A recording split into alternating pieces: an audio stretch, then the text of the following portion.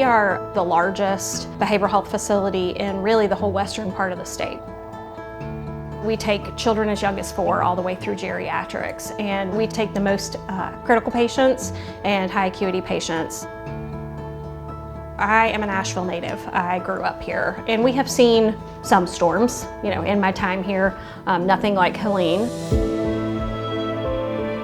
The path kept changing. We weren't sure when exactly it would hit or how hard it would hit us. So we activated our storm plan, which is usually used for winter storms and for snow. And it was this really rapid flip from, we're doing okay, we've got plans in place, to we gotta go now. And we gotta get everybody there now. I think the power went out sometime Thursday night into Friday morning. Our emergency power kicked on with our generator, no problem.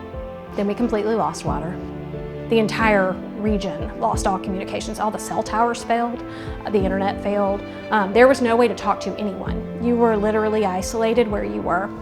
You couldn't even call 911. So I rallied the team to kind of figure out a plan.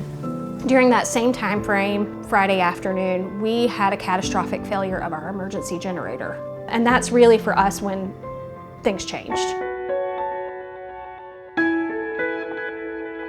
It's a really scary spot to be, where I just kind of stopped out there in the hall and thought, okay, you gotta pull it together. There are more than 100 people in this building that are relying on you to make really good decisions and to keep them safe and to keep the patients safe. We pulled together outside of the cafeteria, and I told them, I'm leaving. I'm gonna go to the main campus. I'm gonna get what I can carry. I'm gonna let them know the situation we're in. I'm gonna make a plan with them, and I will be back. I promise you I'm coming back. I went to the main campus, walked into the command center, and I was like, this is the situation I'm in, and I've gotta go, because it was really getting worse, minute by minute, outside. I quickly communicated what was happening here and what I needed, because as soon as I left that building, there was no way to communicate with anybody there. And I knew that was my only shot. The most logical path between us and Mission is 2 miles through Biltmore Village, which does not exist anymore. It's completely leveled. So you had to kind of go all the way around town, weaving in and out of down trees, roads that were blocked, driving in the grass, and just that, trying to process through this. There is complete destruction all around me, and the only thing I can focus on right now is getting back to my team. And I had this moment of I don't know if this bridge is gonna exist for much longer because the water was so high. There may be no way back.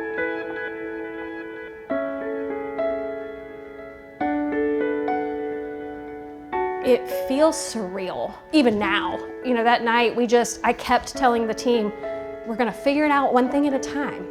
Whatever decision comes in front of us, we will make it, we will do the right thing for that minute, and then we'll be nimble.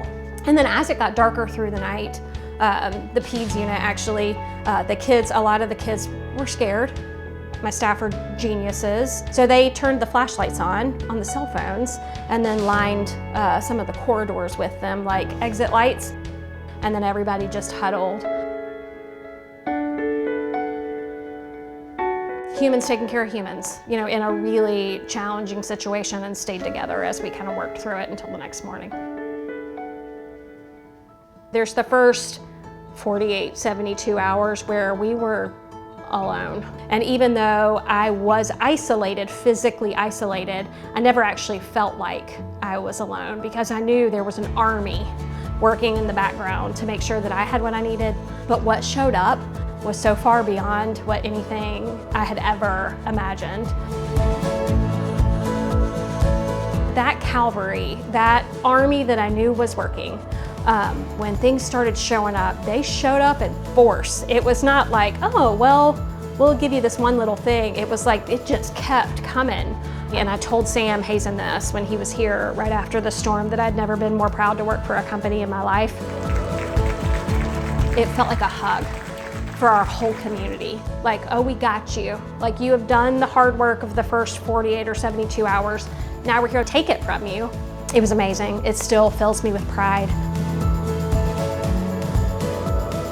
The mountains of Western North Carolina are a special place, and there was a lot of special things that happened in really hard times, and I saw a whole lot of good in a world where you don't often get to see that side of people or that side of a community, which was refreshing and also a very humbling experience.